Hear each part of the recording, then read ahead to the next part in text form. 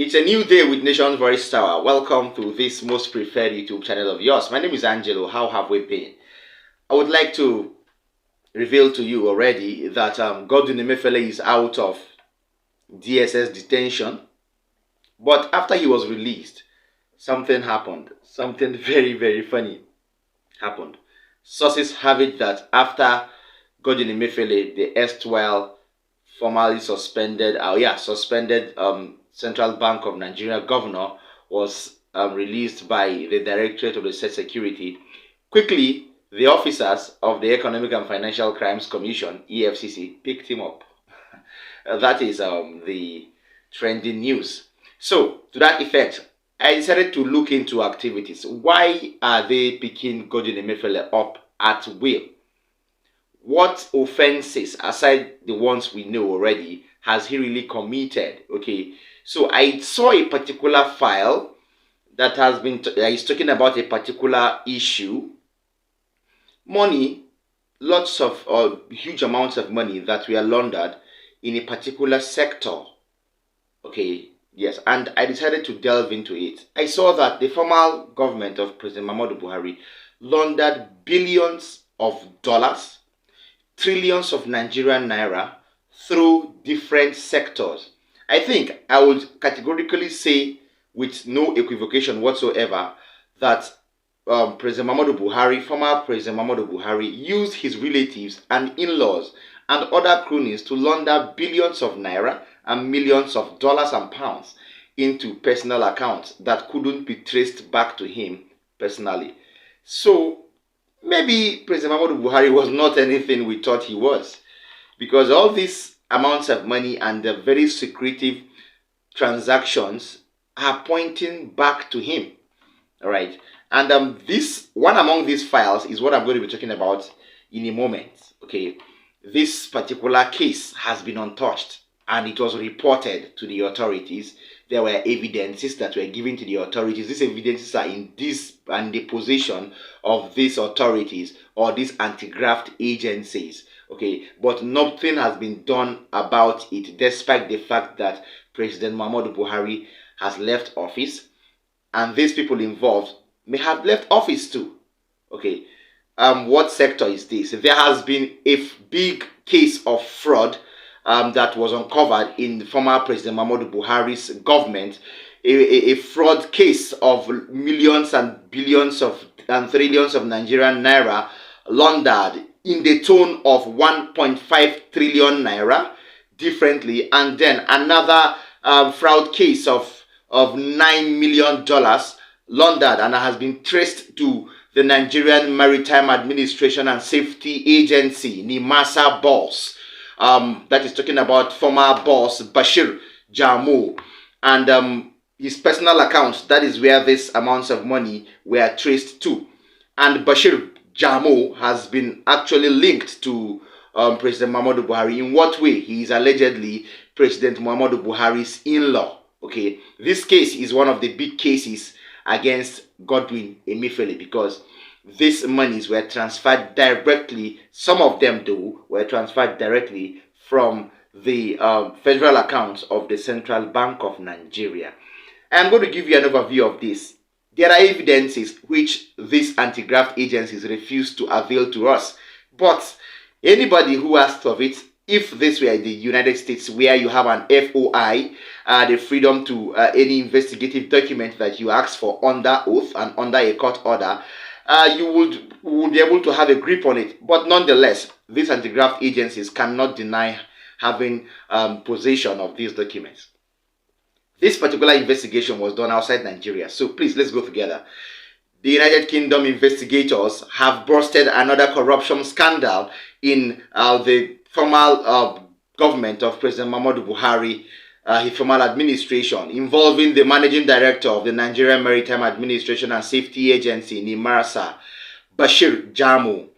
Bashir Jamo, we have various sums in this same NIMASA, including 1.5 trillion naira and another $9.5 million have been traced to Bashir Jamo's personal accounts.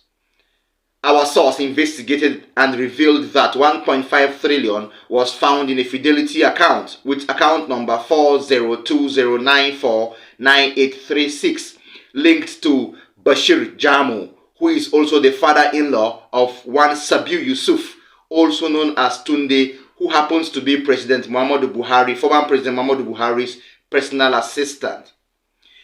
Curiously, the Fidelity account with I think 1.58 trillion naira in it has Hamza Ibrahim Jamo's BVN on it.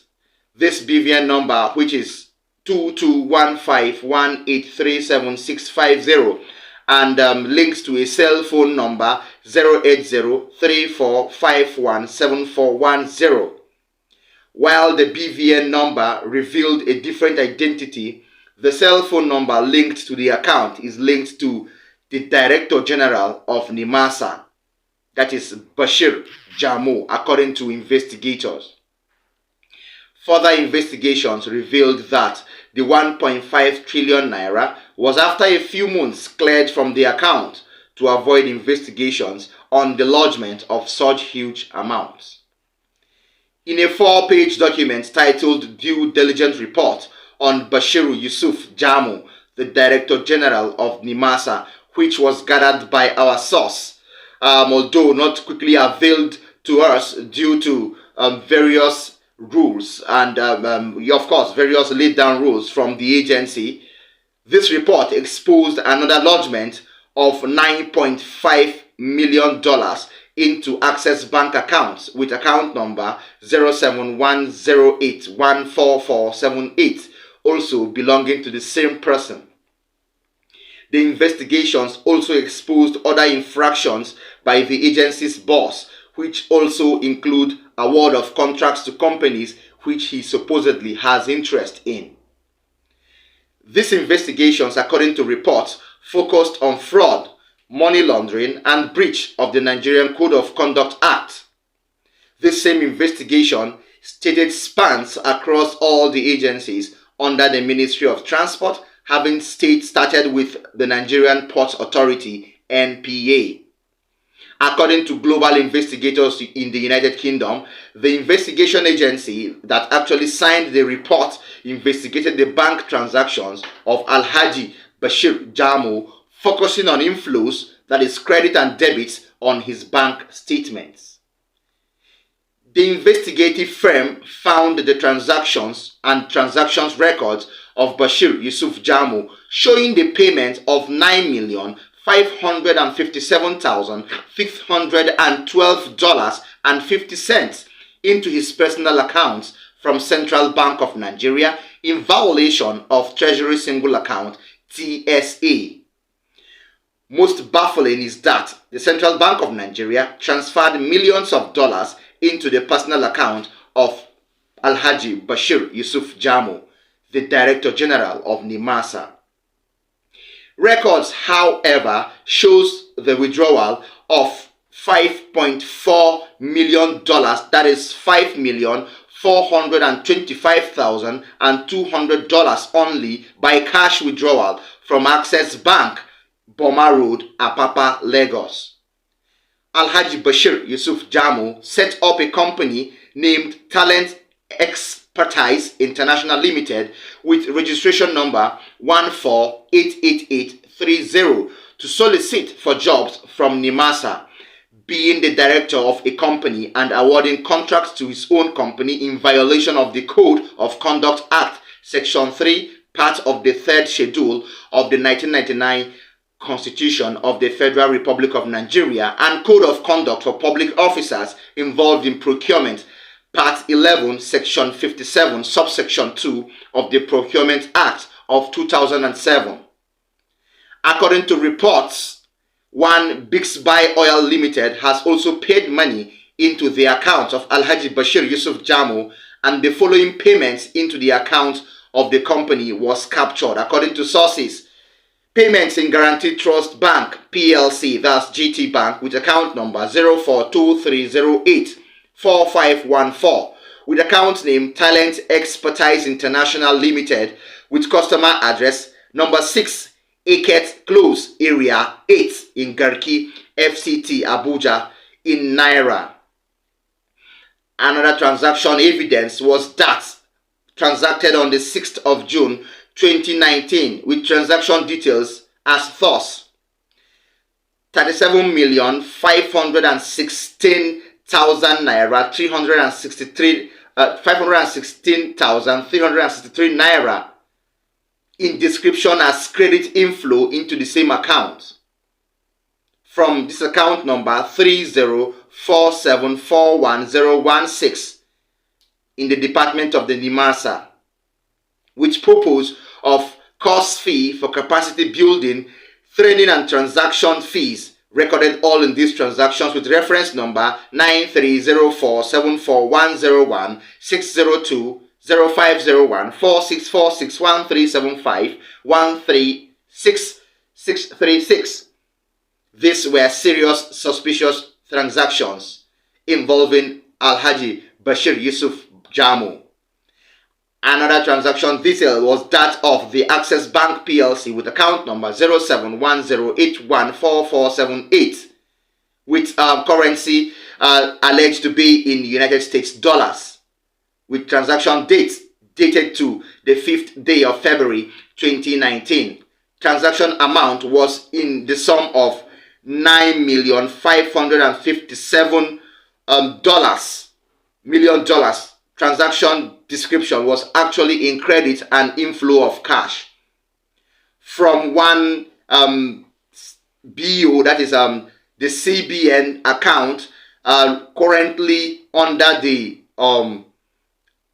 tutelage of Alhaji Bashir Yusuf. This particular transaction had reference number S069035198A701 INFLW/GT19/07972. This particular account in the Central Bank of Nigeria was under the care of Alhaji Bashir Yusuf Jamu.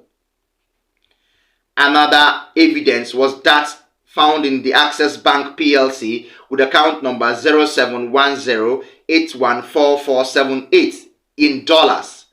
Transaction date dated back to 20th of February 2019 with transaction amounts ranging to $5,425,000. This particular description was said to be under debit and withdrawn by Bashir Yusuf Jamu by cash at the Boma Road Apapa branch of the Access Bank. Transaction reference number was 6464979. You could check this up.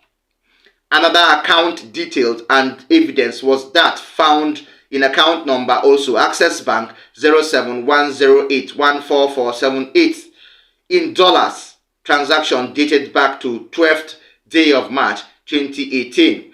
Transaction amount was $8,856,000. That's $8.8 million.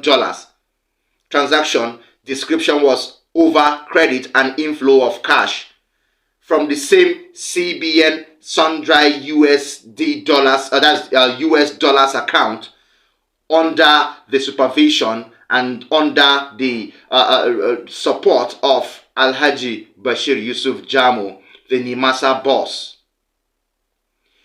The United Kingdom group said with reference to the allegations against Bashir Yusuf Jamu that it is therefore sacrosanct that he be suspended from office immediately, and forensic audits carried out on the financial activities of NIMASA proved that Bashir Yusuf Jamu was actually culpable. The UK group therefore recommended that a panel be set up to look into the accounts of NIMASA according to the cabotage 2% surcharge and account number 56595 with also Access Bank details. Also to ascertain reasons why NIMASA is still using commercial banks to receive funds instead of the normal TSA with the Central Bank of Nigeria. The then governor of the Central Bank of Nigeria, Emiefele, had to be investigated, although the investigation is still taking place. The UK group proffered that the ex-while governor of the Central Bank of Nigeria should be invited by security agencies to give reasons why payment of such huge amounts was paid into Bashir Yusuf Jamo's personal account. The UK group also recommended that Bashir Yusuf Jamo be prosecuted with immediate effect for financial crimes and money laundering as established by the investigations. Furthermore, sources revealed that Jamo is Buhari's direct in-law, whose wife Hajia Zulai is the daughter of the president's sister. It was actually established that while living at Buhari's Kaduna State home residence, Zulai and this same Bashir Jamo allegedly met, establishing the two relationships that erupted or finally led into marriage. Jamo, who until recently was the executive director and administration and finance in the agency, took over from one Mr. Dakuku Peterside, who was the former DG of the agency. It is not known yet the purpose of the huge sum in a personal account and why the security agencies are yet to investigate the fund or react to this information. But sources have revealed that it has to be the money that was meant to be laundered, and these particular amounts of money were meant not to return to the Nigerian coffers. Relatives to former President Muhammadu Buhari have been in the spotlight over corruption activities in this particular present administration and even during his time.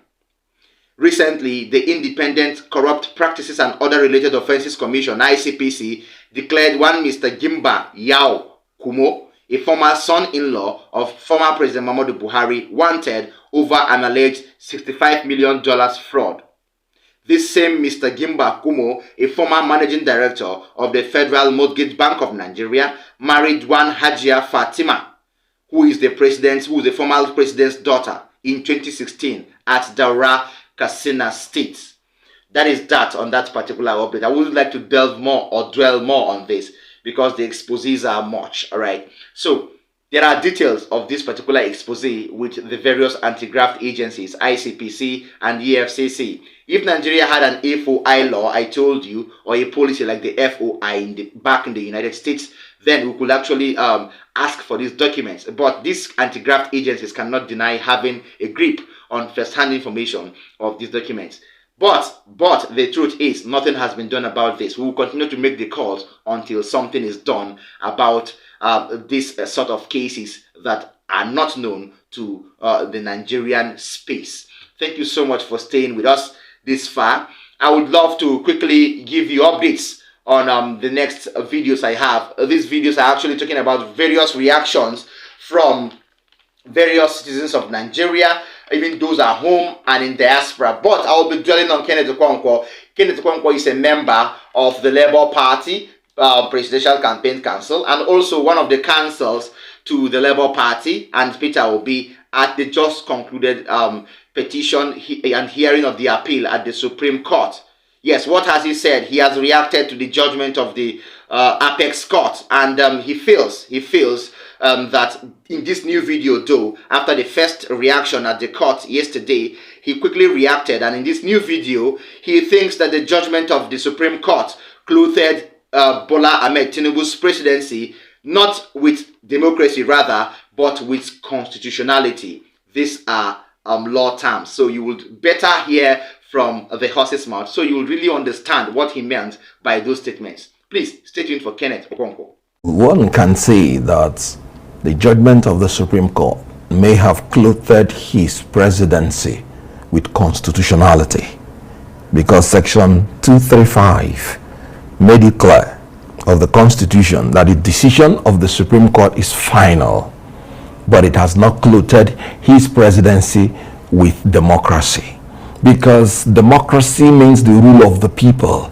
and it means that power must proceed only from the people. And let me tell you what the Supreme Court said that is very telling. Justice John Inyango Koro, while delivering the judgment, he looked right to his colleagues and looked left. He said, let us admit that the non-uploading of the result on the IREF portal reduced the confidence of the people in the election. Reduced, but didn't eliminate it. Good. That is how the judges talk. Reduced means it wasn't as credible as it would have been if the law was obeyed that said you should upload on the IREF portal for the people to view. And this is in line with all the decisions of the international and local observers. But not so lacking in credibility that it made them decide that they were going to go against the decision of the lower court. What they said was, look, the only result we have is the one presented by INEC. We do not have alternative result presented to counter it. Now, let me tell you the implication of that. In mathematics, I did mathematics and I did advanced level mathematics.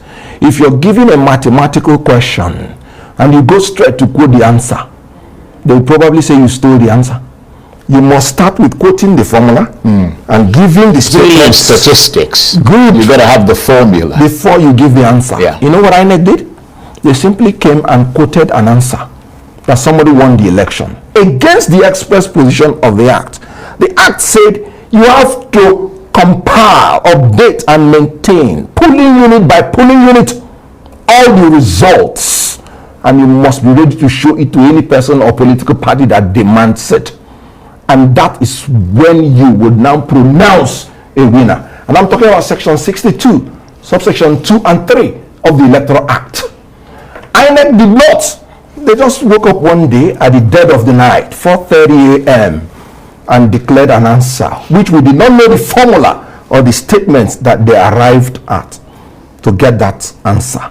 So how can you tell the petitioners to produce polling unit by polling unit the result to prove their election, where the institution that is bestowed by the power, giving 400 billion naira to do that, failed to do it? And then you're asking, where will we get it from? The credibility of this election will forever be tarnished. And I agree with the Supreme Court that the confidence of the Nigerian people in this election was reduced. And for me, it was destroyed. All right, welcome back. That was Kenneth Okonkwo there, trying to explain his grievances and his reaction to the just concluded judgment by the Supreme Court, the 7-man panel in the Supreme Court. I will say it, and I will say it countless times, that democracy was murdered yesterday, the 26th day of October, 2023. We hope for the best as this government drives Nigerians to, I don't know why we're going to really with this government, but we hope that we arrive at the promised land, the new Nigeria. That is what we hope for. Yes. Now, finally, there has been a reaction to the issues happening in Nigeria.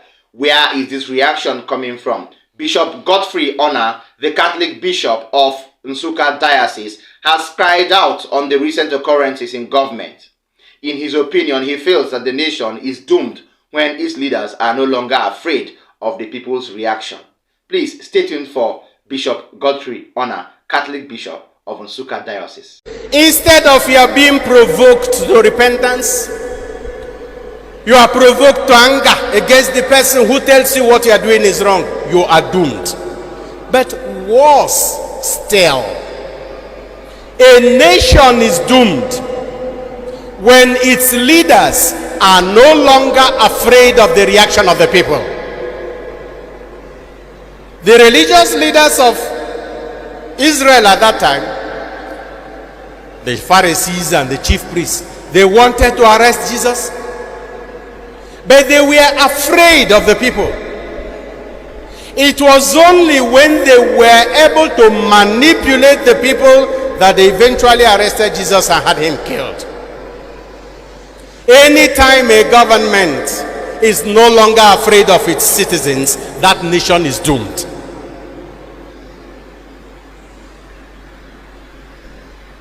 We can see what is happening in our country today. Who is afraid of who? Government? Afraid of you? Afraid of workers? All right, and that was that. Well, before I talk about Bishop Godfrey on, I would love to urge our viewers, like our videos, share them. Don't forget to drop a comment for us in the comment section. Please watch till the end if you haven't been doing that, and if you have not tapped the subscribe button, do so, because these are the pros and cons of YouTube. And then tap the notification bell too, so that you will get to see me firsthand when I drop a new information. All right. Bishop Godfrey is a cleric, and he has reacted accordingly. Of course, clerics, straightforward clerics, are known to be very truthful and straightforward and transparent. Yes.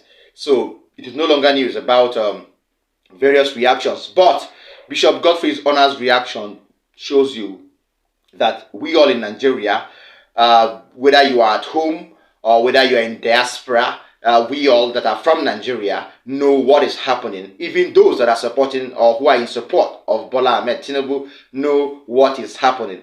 So ignorance has actually taken the peripheral, freedom in our political system. So people think, or people tend to have ignored the real truth, and are basing their own, their own purposes or their own expectations on, lies and deceit. We hope that we reach actually our goals in the country or back at home with these recent occurrences despite this. Thank you so much. See you next time. Bye.